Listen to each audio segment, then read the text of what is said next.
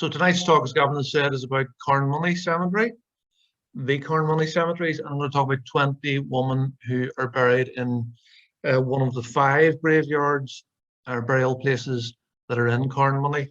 So as well as the old church graveyard, there's an extension to that. And then there's also Carnmoney, the more modern Carnmoney main cemetery. And then there's also Carnmoney East. And then there's also a Jewish cemetery in Carnmoney. So we'll be mentioning at least one woman from each of those 5 cemeteries. So this lady in the title slide is Wilhelmina Geddes, and she'll be one of the 20 ladies that I'll be talking about. So there's not 20 slides of 20 headstones, because some of them I couldn't get a photograph of the headstones, and other ones there'd be a number of ladies who are buried in one grave. So I think there's 17 different headstones altogether. This is the first one, and this is Mary E. Alexander. You can see, and this is in what's called the hidden section, the hidden graveyard of Carnmoney Cemetery. And I did give a separate Zoom presentation on this cemetery, the hidden cemetery, a few weeks ago now.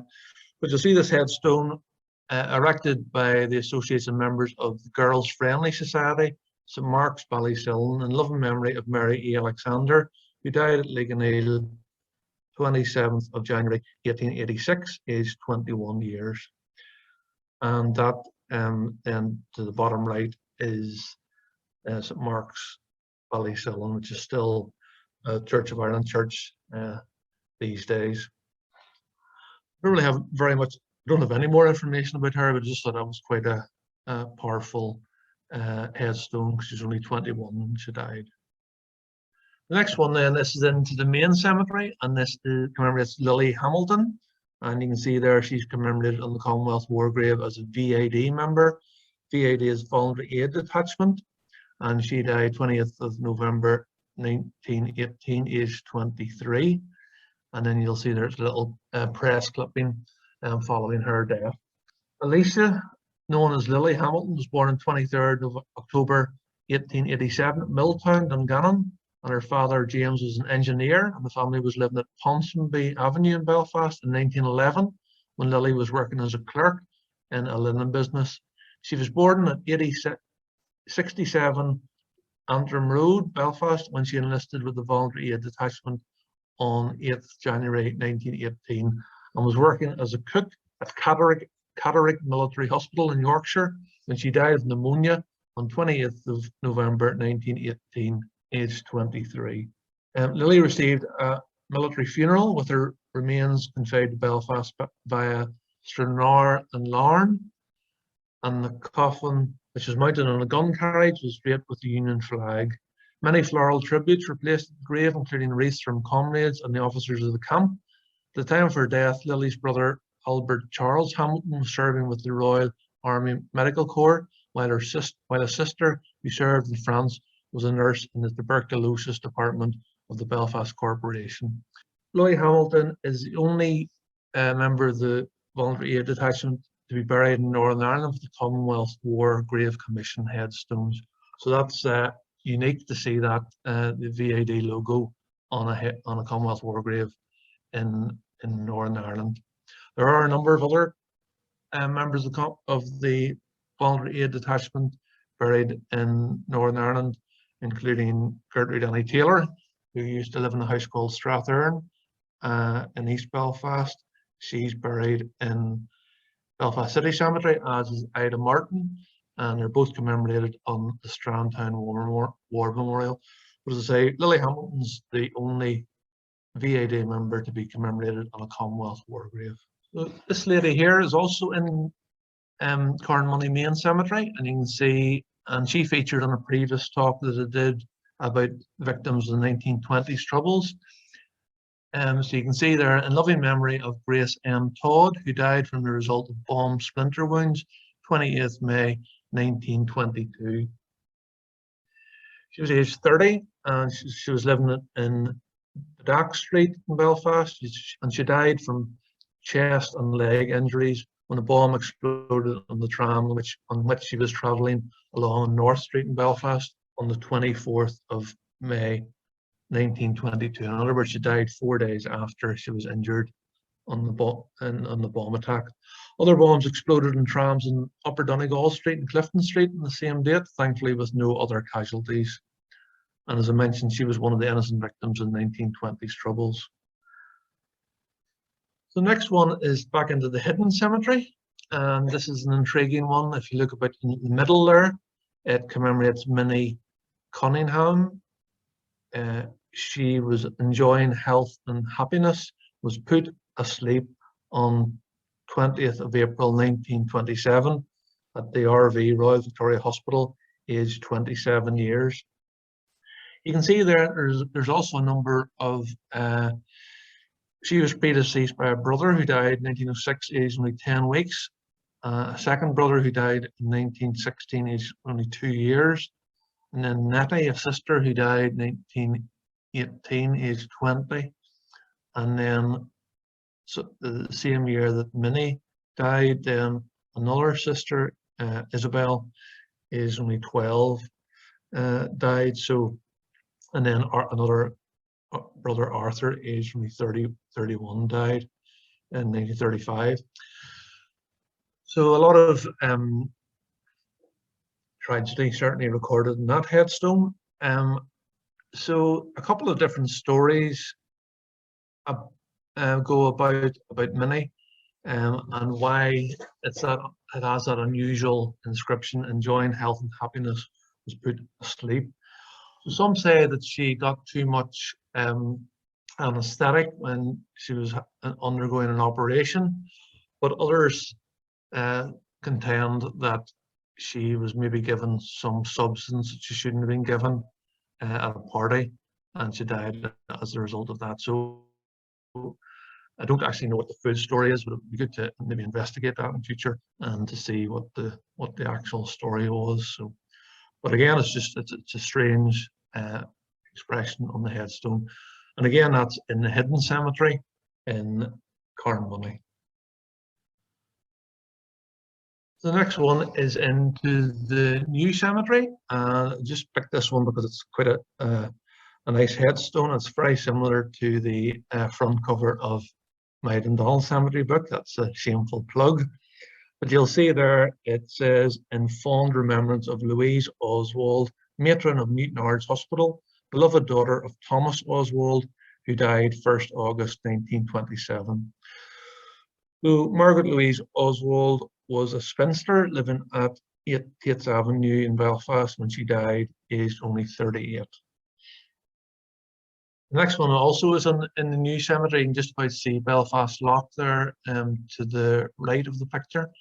And it commemorates a beloved wife, Maggie, called to that peace and rest as promised by her Lord and Saviour Jesus Christ, 7th January 1930.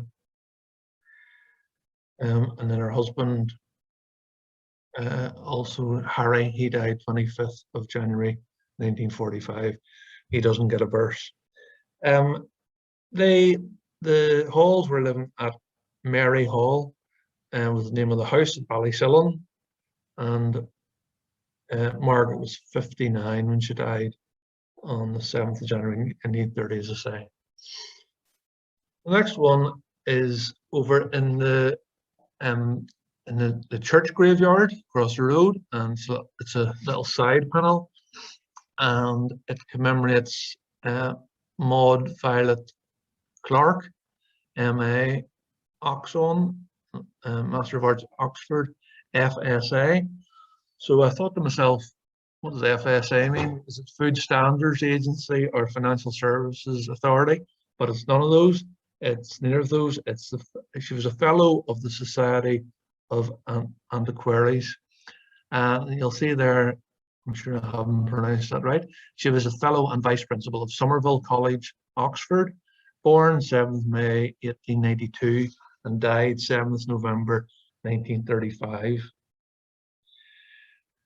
Maud Violet Clark was the only daughter of Richard James Clark, rector of Trinity Church in Belfast, and Anne Nugent Clark, née Jessup. The family moved to Coolglebe in Carnmoney, and Maud attended school in Belfast, with her father teaching her Latin and Greek at home. From 1905, Clark was educated at Alexandra College in Dublin, matriculating at Queen's University Belfast in 1910, taking her first class honours in history. She won the first scholarship by examination from Lady Margaret Hall, Oxford, in 1912, going on to graduate with a first in modern history in 1915. It was during this time that she met her lifelong friend, Helen Waddell. Helen Waddell is buried down the country, possibly Marilyn, but she's a very famous. She's got associates. She was a very close friend of C.S. Lewis, and also very actively involved in Victoria College. And her father, Helen Waddell's father, who was a missionary to Japan, is buried in Belfast City Cemetery. Maud Violet Clark worked at Queen's from 1916 to 1919 before returning to Oxford to take up a position as a history tutor at Somerville College. She became a fellow of the college in 1922 and the vice principal in 1933. Her first publication in December 1925 was a paper on the Irish Parliament during the reign of Edward II. Her first book, The Medieval City, followed in 1926. Around this time, she started her research into Richard II, from which she produced the article, The Lancastrian Faction and the Wonderful Parliament, read at the International Historical Congress in Oslo in 1928. Clark was also developing an interest in iconography at this time, attracting high praise for an article in 1931 while she was studying Irish high crosses. So that, Mark Doherty, is your favourite grave, no doubt, in this talk. Maud Violet Clark continued to work after her diagnosis of cancer, dividing her time between Oxford and periods of rest in Carnmoney. Her last article was The Origin of Impeachment in 1934. Sadly, she didn't live, however, to produce as intended the volume on the 14th century for the Oxford History of England, and she died in Carnmoney on 17th November 1935. And that's Somerville College over in Oxford. So a very, very exceptional woman was Maud Violet Clark, and yet she's only kind of commemorated on a little side panel in, as in the churchyard at Carnmoney. The next one is this headstone, and this is one that features a number of ladies, but on the headstone, and my revered friend Nigel Henderson tidied this grave up, so it's that's it before and after. Actually, but it's easier to read in the dirtier section, but you'll see at the bottom there, killed through enemy action, 5th May 1941, and then deeply regretted. So that headstone relates to an incident where 8 members of the Black/Dowd family, including 3 adult women who are buried at this plot, died at 18 Barber Street in Greencastle during the German air raid on 5th May 1941. So people tend to think about the Belfast Blitz, talk about the Belfast Blitz, but people don't actually realise that whilst the vast majority of people were living in Belfast, and there's also fatalities up in Derry, for example, and also quite a few out at Greencastle, Ards, and even one in Bangor. So Annie Black, who's buried there, was born on 30th July 1884 at Shipboy Street in Belfast, and married Frances Black, not that Frances Black, on 25th June 1906 at Trinity Church of Ireland. That'll be the same, that's the same church that Maud Violet Clark's dad was the minister of. Frank had predeceased Annie, and Annie was 57 years old when she died on the 5th of May 1941. 4 of their daughters, a son and 3 granddaughters, also died during the attack. Hessie Black, who was aged 23, and her daughter Hazel, who was 2, Eva Black, who was 21, Evelyn Black, who was 14, and James Black, who was 12. The funeral service for the Black family was held at White House Presbyterian Church on 8th May 1941, prior to interment. So they're all buried there. Annie Dowd, who also died at the same address, she was born on the 29th January 1910 at Ballygoland, in other words, not far from the cemetery, and married John Dowd on 3rd February 1934. She was 31 years old when she died at Barber Street, with her daughters Maureen, who was 6, and Anne, who was 2. They were buried in Milltown Roman Catholic Cemetery in Belfast after a funeral mass in St Mary's Roman Catholic Church in Greencastle. So as John Dowd is recorded as living at Dandy Street in Greencastle, it's possible that Annie and their daughters were visiting her family when the air raids started. So again, 8 members of the Black Dowd family killed during the Belfast Blitz at the one address. 5 of them, including 3 adult women, are buried in that plot there in Carnmoney main cemetery. Back across the road then to Carnmoney East, and this headstone is an affectionate remembrance of my sister Margaret Smith, late of China, died 8th March 1954. And then the base of it says, "What must I do to be saved?" Question mark. Acts chapter 16, verse 30. And then the bottom, it's a bit hard to see, but believe on the Lord Jesus Christ and thou shalt be saved. So her death notice, Margaret Smith's death notice of 10th March 1954 in the Belfast Telegraph, stated that she was living at the Birches in Portadown when she died on 8th March 1954, age 78. She'd been a missionary for more than 40 years in the Shantung province in North China. During that time, she was held as a prisoner of war and was in a concentration camp for more than 2 years. Margaret was a member of Matchett Street Brethren Assembly Hall prior to living in China, and when she returned home, she lived with friends in Belfast before going down to the county of Armagh. So that is Matchett Street Assembly Hall. Still on the go, it's off the Shankill Road, off Cambrai Street. So the next one is this one. It's the lady who features on the title slide, Wilhelmina Geddes. So that's the photograph image at the top is of the total grave, and then the image at the bottom of the page then is obviously the headstone a bit closer up. This is I think this is a great image of Wilhelmina Geddes at her work. She was an Irish stained glass artist who was an important figure within the Irish arts and crafts movement and also the 20th century British stained glass revival. She was born on her maternal grandparents' farm at Drumreilly Cottage in Leitrim on 25th May 1887. The family then moved to Belfast, and Wilhelmina began her studies at Methody. Try a bit of interference in the line, and later moved to the Belfast College of Art. Geddes was encouraged by Rosamund Prager to continue with her studies, and she joined Sarah Purser at the acclaimed stained glass workshop called Gloan, translated from Irish as Tower of Glass, in 1910. The workshop was held in Dublin's Metropolitan School of Art, and it was there that she created her most important works. She was dogged by illness, so she returned to Belfast before 1916 and lived between there and Dublin until moving in 1925, as she had long wanted to work in London at the Glass House in Fulham. Her notable works include windows at St Bartholomew's in Ottawa, St Peter's Church in Lampeter in Wales, and the King Albert Memorial window at the Cathedral of Saint Martin in Ypres in Belgium.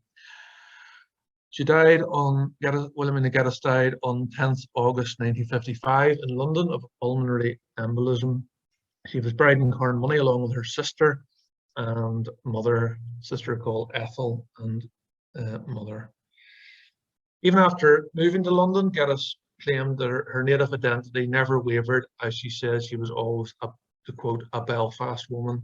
A plaque was placed by the Ulster Historic Society at Geddes's residence in Marlborough Park South. So that's those are a couple of windows of Wilhelmina Geddes. They're pretty spectacular.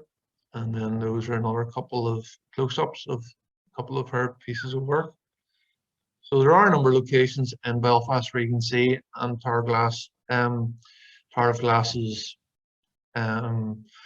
windows. And the most notable one I think is in Townsend Street, Presbyterian Church in Belfast.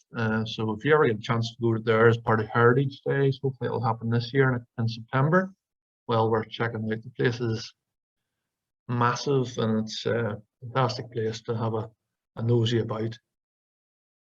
And you might see the occasional character playing the organ as well. My mother has gigged there previously on Heritage Days. Enough about my mother. So this is the next one. This is Sadie Patterson, and you'll see her headstone there. It says Irish Peacemaker, who died on the 16th of January, my mother's birthday. Enough about my mother, 1985. And then you'll see at the top of the grave headstone, sorry, World Methodist Peace Award, 1977. So Sadie Patterson was born on 5th November 1904, and she began working age 14 for Ewart's Mills in the Crumlin Road in North Belfast. She began to become involved in workers' rights and unionism, so that by 1940 she led the call for the unionisation of the Ewart's workforce and led 2,000 women on strike for 7 weeks. They achieved better pay as well as sick leave and holiday pay. Patterson then began working full-time for the Transport and General Workers Union, where she had a special responsibility for women, a position she held for 20 years.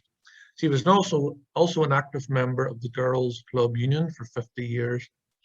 In the 1945 election campaign, she worked for the Northern Ireland Labour Party. In 1953, she was awarded an MBE. Interestingly, though, it doesn't say MBE on her headstone. It focuses on the Methodist Peace Award. From 1973, she went on to get involved in the peace marches, and she was a founder of Women Together and then People Together, and that involved into the Peace People. And so Sadie Patterson led Women in Marches. 1977, she became the first recipient of the World Methodist Peace Award. In total, Patterson received 5 international peace awards. The wonderful David Blakely wrote this book to the right, biography of Sadie Patterson's life called Sadie Patterson, Irish Peacemaker. And Sadie Patterson died in 1985 and is commemorated with a plaque on the Shankle Road Methodist Church in Belfast. So that's the plaque there, bottom left. You'll see there she's commemorated as a trade unionist and peace activist and first recipient of the World Methodist Peace Prize 1977. And she was a member of that church. Sadie Patterson was truly a remarkable lady. This is the next one then. If you look to the left, you'll see the headstone commemorates Sharon Janet McBride, killed 23rd October 1983, aged 29 years. Very much missed by husband Alan and daughter Zoe. And then it says, "We love you so much." And then there's a Bible verse at the bottom. And then to the right then is her father, Sharon's father, and John Desmond Frizzell, a much loved husband, father, and papa, killed 23rd of October 1983. So they both died as a result of the Shankill bomb. So that is Sharon there in the red holding Zoe with Alan. And then that's them prior to that, bottom left in Carnlough, when they were courting. And then the bottom right then is John, Sharon's father. They were both killed as a result of the Shankle Road bomb, one of the most notorious incidences of the Troubles. The IRA aimed to assassinate the leadership of the Loyalist UDA, attending a meeting above Frizzell's fish shop on the Shankle Road. 2 IRA members disguised as delivery men entered the shop, carrying a bomb, which detonated prematurely. 10 people were killed, including one of the IRA bombers, a UDA member, and 8 innocent Protestant civilians, including Sharon and Desmond, with more than 50 people wounded. Well, I would know Alan quite reasonably well. and he's one of the nicest guys I know. But as I said in a recent tour of Carnmoney Cemetery, the competition's not exactly fierce, but he's a very, very nice fellow. This is the next one, another missionary, this time to Japan, and you can see commemorates Violet McGrath. She died 15th February 1999. She was serving with the Japan Evangelistic Band, bizarrely known as JEB. It was founded in 1903 as a non-denominational fellowship of Japanese and expatriate missionaries dedicated to personal holiness and aggressive evangelism. The JEB's primary field was the Kinki area of southwest Japan and the island of Shikoku. I have to be very careful here. And from time to time, missionaries worked among Japanese living on the west coast of Canada and the US and in the UK. In 1999, the organization adopted the name Japan Christian Link for operations in the UK. The work in Japan continues under the name of JEB. So that's Mary McGrath. And this is a photograph of Mary, featuring Mary McGrath. So Mary McGrath is the second lady, as you look at the screen, seated at the front on the left. So I'm sure the guys beside him were kicking themselves that they got lower seats because they look like dwarfs compared to the ones either side of them. So it's a lovely photograph of some of the missionaries who served in Japan. I say Mary's the lady at the front there with the brooch on. The next one then is, this one is quite hard to read, but on the kind of flower plotty thing there at the front, it's a technical term. It commemorates Mary Fitzsimmons, and it says Dunkern Unionist Association J Polling District, to the memory of our dear chairman Mary Fitzsimmons, 20th, and she died 20th of October 2000. I don't really have an awful lot of information about her, but I have more information about her husband, William Kennedy Fitzsimmons. He was a Belfast Water Commissioner. He served as the chairman of the commissioners in 1954 to 55, was also an active member of the Ulster Unionist Party and president of the Dunkern Unionist Association. So in other words, it was a husband and wife gig. William Kennedy Fitzsimmons was elected to the Parliament of Northern Ireland at a by-election in 1956, representing Belfast Dunkern. In 1961, he was made Assistant Parliamentary Secretary to the Ministry of Finance and Assistant Whip post. In April 1965, Fitzsimmons was appointed to a cabinet position, becoming Minister of Education. In 1968, a daughter of Mary and Williams married a Roman Catholic, and as a result, William resigned from the Orange Order. At the Darlington Conference of 1973, Fitzsimmons served on the small unionist team. Later that year, deciding not to stand in the Northern Ireland Assembly elections. So that headstone is in, that's in the churchyard. You can just see the main entrance there to the top left of the headstone. So again, they're going into a lot of detail, more detail that on at the base of the grave there, and that little plaque thing. Go into more detail there about Mary than to do about William. Next one then is this one, and this is Philippa Reynolds. You can see precious memories of a dear daughter and sister, Philippa, born 8th June 1985, died 9th February 2013. And you'll see a Police Service Northern Ireland logo there to the right, and then hockey sticks then to the left. So this is Philippa Reynolds, and then this is how she died, and then this is her funeral. So Philippa Reynolds was a constable. She was aged 27. She was a backstreet passenger in an unmarked police car in the waterside area of Derry that was struck by a stolen 4x4 vehicle. that had been travelling at up to speeds up to 80 miles an hour. Speaking before her daughter's funeral service at Mossley Methodist Church, Philip was Father Mervyn, an ex-RUC officer, and he's pictured there to the right of just behind the hearse.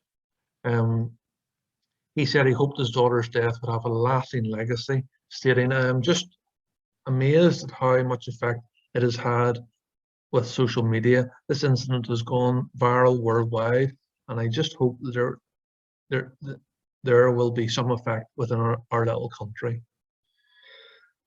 2 men were jailed over the death, with one subsequently released. So as well as the PSNI logo, as I mentioned earlier, there's a hockey stick logo at the top of the grave. She was a keen member of Mossley Hockey Club. That's Philippa Reynolds.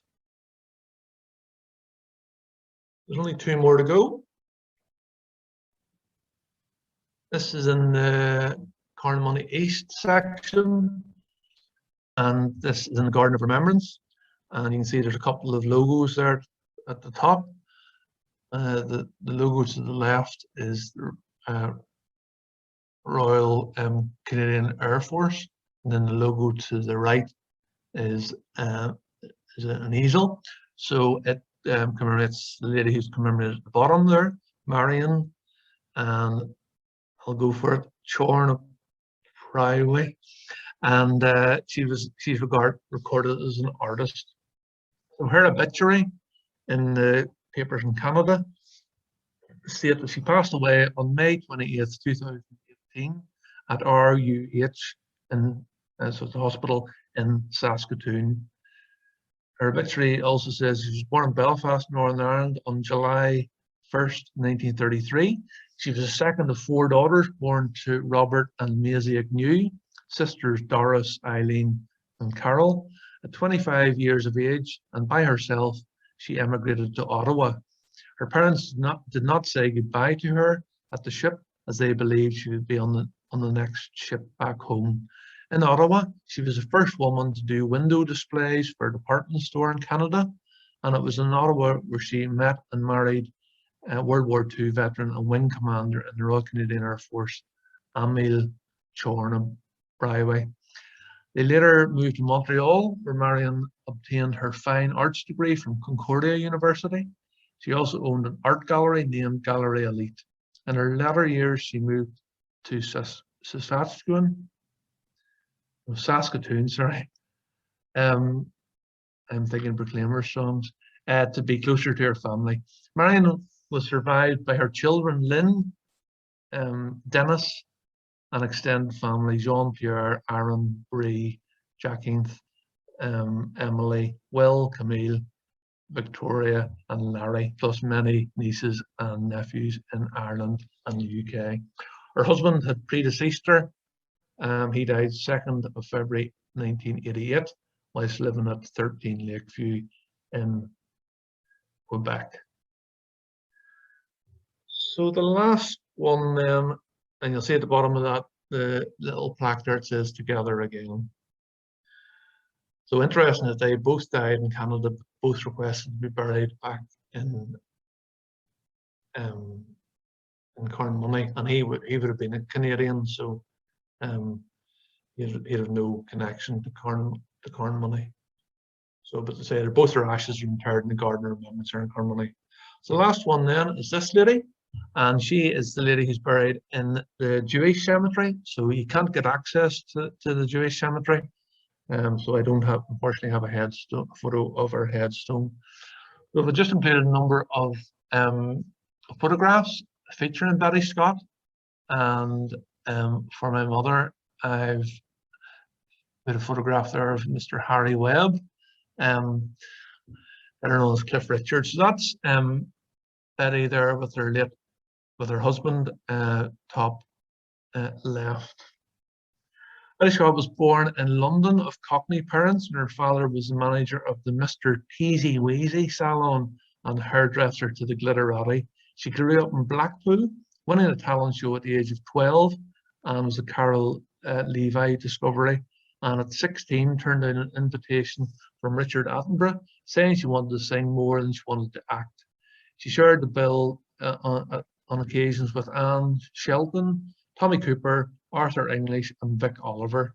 In 1962, Alf Scott, who's pictured there in the white with the black handkerchief, saw Betty perform in a club in Blackpool.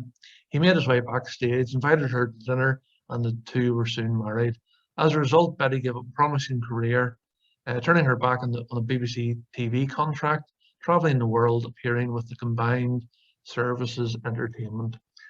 In the 1960s, Alf and Betty brought the stars to the famous Boom Boom Room in Belfast Arthur Square. Mounted police controlled the crowds on an opening night. Johnny Ray topped the bill with Bill Haley and the Comets and Jerry and the Pacemakers, with the hosts being David Jacobs and Pete Murray. The Rolling Stones, Cilla Black, Roy Orbison, Dionne Warwick all came to Belfast, thanks to Alf and Betty. Sadly, Alf died on the couple's 30th wedding anniversary in January 1982, and in his memory, Betty held a celebrity gala and raised £200,000 for an intensive cancer therapy unit for the Beaver Park Hospital. Betty Scott was also had an award-winning association with the ROSPA's Tufty Clubs, teaching children road safety, and worked with the Ratepayers Association as a toy lady at the Royal Victoria Hospital, and chaired the Lady Taverners of Northern Ireland, raising money for mentally and physically disabled children. She died on 17th May 2019, aged 80.